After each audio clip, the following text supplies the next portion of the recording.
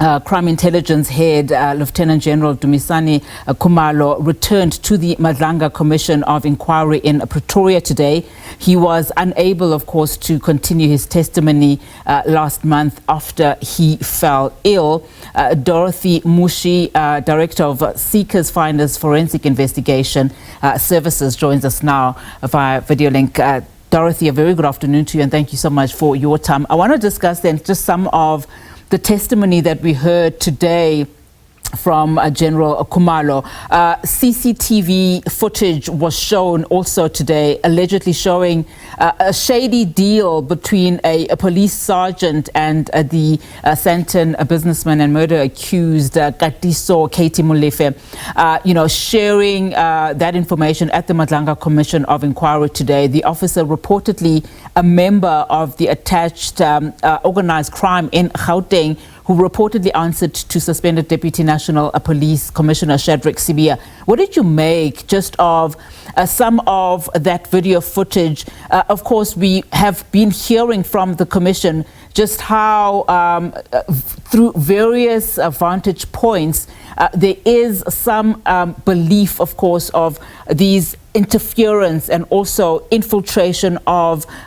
criminal minds within the police service, and of course that video footage supporting some of the allegations.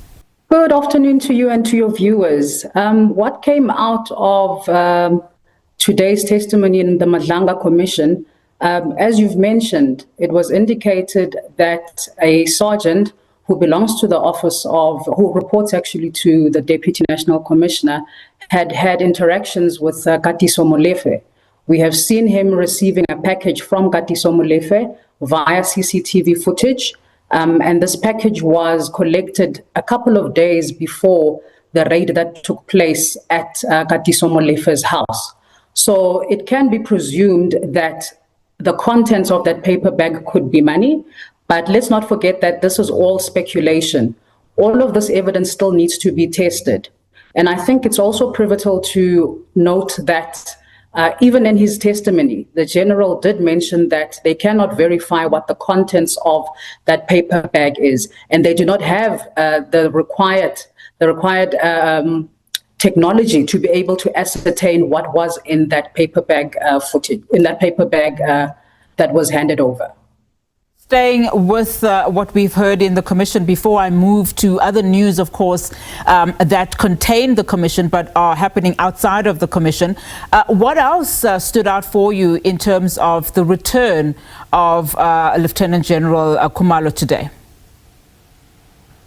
Yeah, what stood out as well was the evidence that he led in relation to the vehicles that were utilized by General Shadrack Sibiya.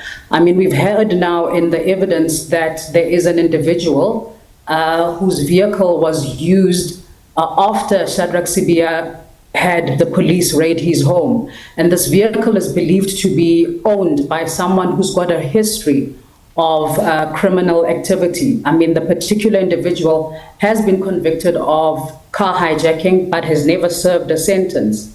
And I think there's still analysis that's required to establish why this individual has never been incarcerated, yet he has had a conviction. And also what stood out is that this particular individual is said to have been seen at Parliament's ad hoc committee when General Sibiya was providing evidence. So it brings a lot of questions into what exactly is happening. And also what stood out is there isn't even confirmation of whether this individual is playing a role of a close protected individual for Shadrack Sibiya.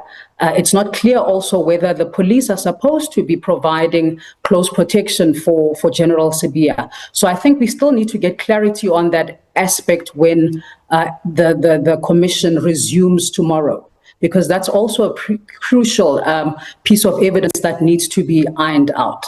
And what's also scary is the fact that if this individual is a private security member that has been hired by General Shadrack Sibiya, was there no vetting done on this particular individual? How do you have someone with such a record, criminal record, find himself in the vicinity of the Deputy National Commissioner?